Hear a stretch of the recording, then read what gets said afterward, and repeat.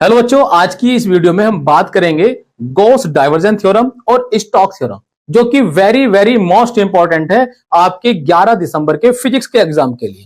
तो ये दोनों थ्योरम क्या हैं, क्यों हम आज बता रहे हैं, क्योंकि ये थ्योरम 100% आपकी पूछी जाने वाली है। तो सबसे पहले हम बात करेंगे इसमें स्टोक्स थ्योरम की। तो स्टोक्स थ्योरम हमारी ये है जिसमें हम देख रहे हैं कि स्टोक्स थ्योरम को हमने बहुत अच्छे तरीके से, बहुत इजी तरीके से आपको समझाने का प्रयास कर रहे हैं। ठीक है, इसलिए इस वीडियो को आप एंड तक देखना, वीडियो आपके लिए बहुत ज्यादा खास होने वाली है। और यदि बच्चों अभी तक आपने हमारे चैनल को सब्सक्राइब नहीं किया तो चैनल को सब्सक्राइब भी कर लें और सब्सक्राइब के पास में जो बेल आइकन दिया उसको भी प्रेस कर देना, जिससे कि हमारी जितनी भी मोस्ट इंपॉर्टेंट वीडियो बनेंगी उनका नोटिफिकेशन आपके पास तक पहुंच जाएगा और आप वीडियो का लाभ उठा सकते हैं। तो आइए शुरू करते हैं। सबसे पहले स्टोक्स थ्योरम को हम समझते हैं। तो देखो, स्टोक्स थ्योरम क्या है, हमारी स्टोक्स थ्योरम। इसको समझने से पहले हम एक फॉर्मूले को देखते हैं। ये आपको फॉर्मूला दिखाई दे रहा है, ठीक है। स्टोक्स थ्योरम का फॉर्मूला, पूरी की पूरी थ्योरम इसी पर डिपेंडेड है। किस तरह से डिपेंडेड है समझ लें। तो यहां पर आप देख रहे हैं ये क्या है, लाइन इंटीग्रल। लाइन इंटीग्रल को किस में चेंज कर रहे हैं हम, यहां पर सरफेस इंटीग्रल में चेंज कर रहे हैं। तो आपको यही बात ध्यान देनी है कि स्टोक्स थ्योरम में हम लाइन इंटीग्रल को सरफेस इंटीग्रल में चेंज करते हैं। इसमें करते हैं, लाइन इंटीग्रल को सरफेस इंटीग्रल में चेंज करते हैं, या फिर सरफेस इंटीग्रल को लाइन इंटीग्रल में चेंज करते हैं। दोनों को एक दूसरे में हम एक्सचेंज कर सकते हैं। यही थ्योरम हमारी क्या कहलाती है, स्टोक्स थ्योरम कहलाती है। अब देखो, स्टोक्स थ्योरम में आप सबसे मेन यहां पर देख रहे हैं, ये लाइन इंटीग्रल है, मैंने आपको बहुत अच्छे से पढ़ाया है, और ये सरफेस इंटीग्रल है, इसको भी मैंने बहुत अच्छे से पढ़ाया है, और वॉल्यूम इंटीग्रल को भी बहुत अच्छे से पढ़ाया है। यदि आपने लाइन इंटीग्रल, वॉल्यूम इंटीग्रल और सरफेस इंटीग्रल अच्छे से समझ लिए तो ये थ्योरम तो कुछ भी नहीं है आपके लिए, बहुत ज्यादा इजी हो जाएगी। ठीक है, तो आइए समझते हैं इसको, बहुत कैसे इजी होगी, किस तरीके से मैंने इजी करके इसको समझाया है। आप देखो, सबसे पहले हमने क्या किया, यहां पर एक कर्व लिया। क्या लिया हमने, यहां पर कर्व, ये डायग्राम आपको दिख रहा होगा। तो ये क्या है, कर्व सी। ये कर्व सी जो है एक क्लोज्ड एरिया को डिनोट कर रहा है। किसको डिनोट कर रहा है, देखो, एक क्लोज्ड यानी कि एक बंद एरिया को डिफाइन कर रहा है ये। ठीक है, एस जो है हमारा, ये क्या है, एक क्लोज्ड एरिया। यदि हम इस क्लोज्ड एरिया में कोई एक छोटा सा क्या ले ले, एलिमेंट ले लें, वो एलिमेंट है डीएल हमारा, जिसका वेक्टर क्या है हमारे पास, ए है।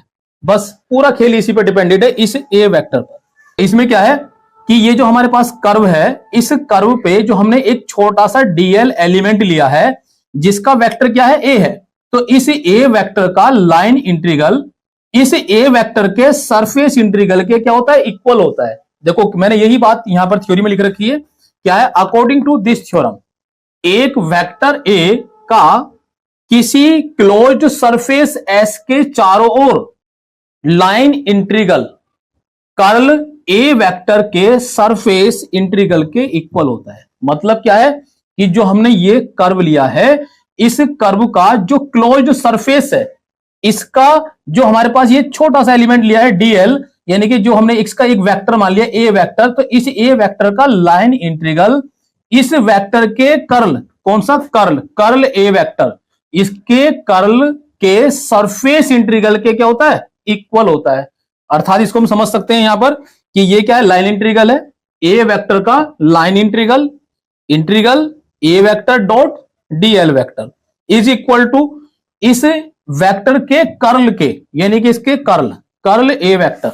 आप देख रहे हैं क्या है इसका, ये कर्ल ए वेक्टर, कर्ल ए वेक्टर के सरफेस, डीएस क्या है यहां पर, सरफेस, और इसका इंटीग्रल, देखो यहां इंटीग्रल डबल लगा हुआ है, तो डबल इंटीग्रल लग गया डीएस के साथ में, तो क्या बन गया, ये सरफेस इंटीग्रल। तो ए वेक्टर के कर्ल के सरफेस इंटीग्रल के क्या होता है, बराबर होता है। ठीक है, और जहां पर भी हम कर्ल का यूज करते हैं तो समझ लो कर्ल को हम क्या लिखते हैं, डेल ऑपरेटर के साथ क्रॉस में लिख देते हैं। किसको लिखते हैं, कर्ल को लिखते हैं। ठीक है, तो बाकी चीज हमारे पास बिल्कुल सेम रहेंगी। तो ये क्या हमारा सरफेस इंटीग्रल, किसका, del operator cross a vector का सरफेस इंटीग्रल किसके बराबर है, ए वेक्टर के लाइन इंटीग्रल के इक्वल होता है। यही थ्योरम हमारी क्या है, स्टोक्स थ्योरम है। बहुत ज्यादा आसान है, समझ में आ गई होगी आपके। जैसे यहां पर कह रहे हैं नीचे कि this is the Stokes theorem. एक यहां पर कंडीशन है कि जबकि सरफेस इंटीग्रल कर्व सी बाउंड्री वाले किसी सरफेस एस पर किया गया हो। मतलब क्या है कि जो हम सरफेस इंटीग्रल यहां पर देख रहे हैं, ये जो हमने सरफेस इंटीग्रल निकाला है, ये जो सरफेस इंटीग्रल है वो सी, ये वाला जो सी क्या हमारा एक कर्व है, तो इस कर्व सी से जो बाउंडेड है सरफेस उस पर किया गया हो, ठीक है नहीं। इसी बात को हमने यहां पर नीचे लिख दिया है, तो आप इसको समझ सकते हैं। इसी प्रकार से अब इसको क्या करेंगे, प्रूफ करेंगे। तो प्रूफ भी इसका बहुत ज्यादा इजी है, बहुत आसान है, प्रूफ समझ सकते हैं आप। देखो यहां पर प्रूफ लिखा हुआ है, ये क्या है, प्रूफ। अब प्रूफ में क्या करना, हमें सबसे पहले यही बात समझ लेते हैं। हमने क्या करा, सबसे पहले हमने के लिए एक कर्व लिया, तो इस कर्व को हमने देखो यहां पर इस वाली डायग्राम में बना दिया है। तो ये जो कर्व है हमारे पास सी, इसके अंदर क्लोज्ड क्या है, एक एरिया है, और उस एरिया को हम क्या कह रहे हैं, सरफेस एस कह रहे हैं, सरफेस एस। तो सेम बात बिल्कुल जो मैंने यहां पर अभी बोली है वही बात यहां पर स्पष्ट है, आप देख रहे हैं इस डायग्राम में। तो इसी डायग्राम के अकॉर्डिंग हमने यहां पर लिखा कि स्टोक्स थ्योरम को प्रूफ करने के लिए एक क्लोज्ड कर्व सी, यानी कि ये वाला जो क्लोज्ड कर्व सी है, क्लोज्ड कर्व सी कंसीडर किया जाता है, क्लोज्ड कर्व सी कंसीडर किया जाता है यदि ए वेक्टर की पोजीशन का एक वेक्टर फंक्शन हो। मतलब यदि ए वेक्टर क्या है, ये पोजीशन का एक वेक्टर फंक्शन हो, ठीक है, वेक्टर फंक्शन हो ये जो ए वेक्टर है, तब क्लोज्ड कर्व के अलोंग, यानी कि ये जो हमारा क्लोज्ड कर्व है इसके अलोंग इसका जो लाइन इंटीग्रल होगा उसको हम इस प्रकार से लिख सकते हैं, L is equal to integral C a vector dot D L vector. इसको क्या लिखेंगे हम, इक्वेशन नंबर 1 लिख देंगे, ठीक है। ये इक्वेशन नंबर 1 हो गई।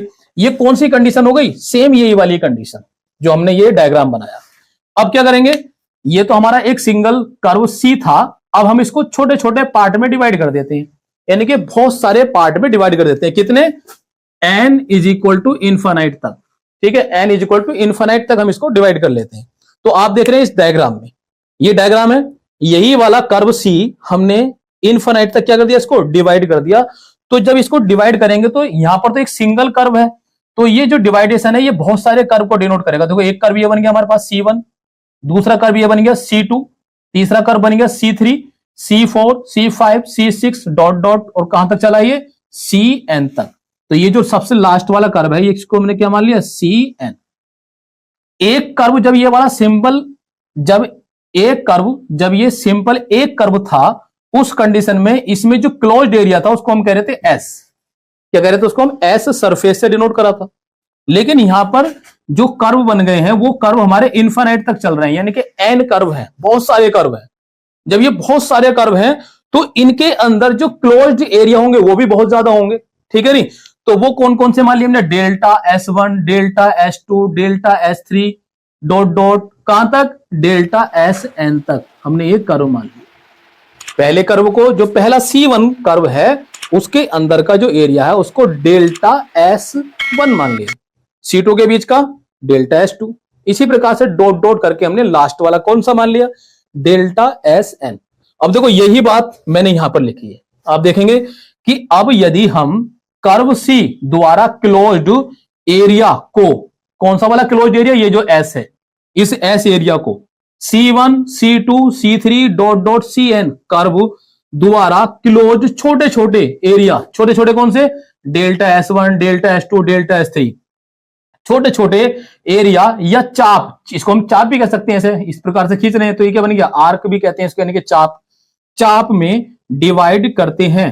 तो इस कंडीशन में ये चाप, इस कंडीशन में ये चाप कौन से होंगे, delta S1, delta S2, delta S3 dot dot delta SN area में विभाजित हो जाते हैं। तो देखो इसमें विभाजित हो गए, नहीं हो गए ये, जब हम C1, C2, C3 कर्व में इसको बांट लेंगे तो उनके जो क्लोज्ड एरिया हैं वो किस में विभाजित हो जाएंगे, delta S1, delta S2, delta S3, delta S4 dot dot delta SN में विभाजित हो जाते हैं।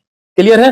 तो इस प्रकार तब इनका टोटल लाइन इंटीग्रल कितना होगा, भाई टोटल लाइन इंटीग्रल की बात कर रहे हैं। तो देखो टोटल लाइन इंटीग्रल मैंने क्या लिखा, लाइन इंटीग्रल तो पूरे का कंप्लीट का कितना था, ये था कि line integral a vector dot DL vector, और ये किसके बराबर होगा, इन सब के लाइन इंटीग्रल के सम के बराबर होगा, यानी कि इनके सब के योग के बराबर होगा। तो पहले का लाइन इंटीग्रल, दूसरे का लाइन इंटीग्रल, तीसरे का लाइन इंटीग्रल, चौथे का, पांचवे का, डॉट डॉट, यानी कि सबके लाइन इंटीग्रल के इक्वल होगा। तो उस सब के लाइन इंटीग्रल के जो सम था उस सम को हमने इस प्रकार से लिख लिया, ठीक है। क्या लिख सकते हैं हम इसको, कि summation n I is equal to 1 integral C I A vector dot D L vector, यानी कि हमने उन सब का योग लिख लिया। ये क्लियर है ना। तो जब हमने ये सब का योग लिख लिया, इसको हमने क्या मान लिया, इक्वेशन नंबर 2। क्यों? क्योंकि इक्वेशन नंबर हमारे पास एक ये आ चुकी है और इक्वेशन नंबर 2 ये बन गई। अब देखो आगे करना क्या है। अब आगे हमें जो इक्वेशन नंबर 2 मिली है हमारे पास, इस इक्वेशन नंबर 2 में जो integral C I A vector dot D L vector है, इसकी वैल्यू देखते हैं। तो इसकी वैल्यू इसके अकॉर्डिंग देखेंगे हम, क्या है वैल्यू इसकी। हम बात करेंगे यहां पर बट एरिया के अंदर किसी भी पॉइंट पर कर्ल ए वेक्टर की डेफिनेशन के अकॉर्डिंग डेल्टा एस एन को निम्न प्रकार लिखते हैं। ठीक है, इतनी बात याद रखना कि हम क्या करेंगे कि बट एरिया के अंदर किसी भी पॉइंट पर, यानी कि जो भी हमारा ये एरिया है, क्लोज्ड एरिया है, इसके अंदर किसी भी पॉइंट पर कहीं भी, तो जो डेल्टा एस एन का जो मान है, यानी कि किसका मान, डेल्टा एस एन का जो मान है, किसके अकॉर्डिंग, कर्ल ए वेक्टर के अकॉर्डिंग, यानी कर्ल ए वेक्टर की डेफिनेशन के अकॉर्डिंग, तो वो होता है curl A vector dot delta S N is equal to integral C I A vector dot D L vector होता है। ठीक है, ध्यान रखना इसको कि curl A vector delta S N is equal to integral C I A vector dot D L vector, इसको क्या मान लेंगे, इक्वेशन नंबर 3 मान लेंगे इसको। तो हमारे पास 2 इक्वेशन आ गई, एक इक्वेशन नंबर 2 मिल गई ये वाली और एक इक्वेशन नंबर 3 मिल गई है। तो इन दोनों की हम क्या करेंगे, कंपेयर कर लेंगे। तो हम देख रहे हैं यहां पर जो integral C I A vector dot DL vector का इसका मान है, देखो ये वाला इसका मान है ना, ये कर्ल ए वेक्टर डेल्टा एस एन। तो इस वाली वैल्यू को हम यहां पर पुट कर देंगे इक्वेशन नंबर 2 में। तो हमने लिख दिया यहां पर फ्रॉम इक्वेशन नंबर 2 एंड 3। तो हमने क्या करा कि जब इस वाली इक्वेशन में रखेंगे तो जो हमारी साइड है एलएचएस वो क्या रहेगी, integral C a vector dot DL vector. तो हमने इसको ऐसे ही लिख दिया। क्लियर है। अब इसके बराबर क्या यहाँ पर समेशन है, तो समेशन को हमने ऐसा कैसा ही लिख दिया यहाँ पर। अब हमें मान किसका रखना, सिर्फ इसका रखना है। तो इसका मान जो है वो कितना है हमारे पास, ये है कर्ल ए वेक्टर डेल्टा एस एन। तो हमने क्या करा यहाँ पर ये लिख दिया कर्ल ए वेक्टर डेल्टा एस एन। हमारे पास जो समेशन का साइन है वो किसको रिप्रेजेंट करता है, ठीक है, वो इंटीग्रल को रिप्रेजेंट करता है। और किसके इंटीग्रल को रिप्रेजेंट कर रहा है, ये सरफेस के इंटीग्रल को रिप्रेजेंट कर रहा है। तो हमने क्या किया यहाँ पर, इसकी जगह देखो डबल इंटीग्रल लगा दिया और इसको हमने कैसे लिख दिया, ds के रूप में लिख दिया। तो ये क्या बन गया हमारे पास, यानी कि ये सरफेस इंटीग्रल को रिप्रेजेंट कर रहा है। तो इसी को हमने इस तरह से लिख दिया और ये कर्ल ए वेक्टर ऐसा का ऐसा ही रहा। समझ आ रही बात या नहीं, यानी कि ये और ये कंडीशन सेम है, एक जैसी कंडीशन है दोनों। ठीक है, हमने दोनों को इसको इस तरह से लिख दिया। और जब ये कर्ल ए वेक्टर है तो कर्ल ए वेक्टर को क्या लिखते हैं, मैंने अभी स्टार्टिंग में आपको समझाया था कि del operator cross a vector के रूप में हम इसको लिख देते हैं।